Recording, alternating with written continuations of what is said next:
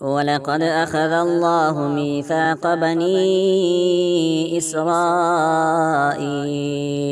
وبعثنا منهم 12 نقيبا وقال الله إني معكم لئن أقمتم الصلاة وآتيتم الزكاة وآمنتم برسلي وعزرتموهم وأقرضتم الله قرضا حسنا لأكفرن عنكم سيئاتكم ولأدخلنكم جنات تجري من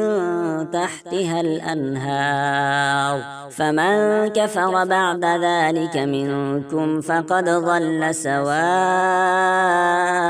السبيل فبما نقضهم ميثاقهم لعناهم وجعلنا قلوبهم قاسية يحرفون الكلم عن مواضعه ونسوا حظا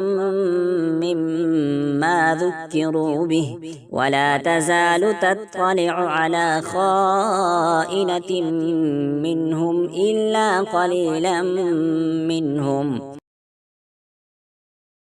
إلا قليلا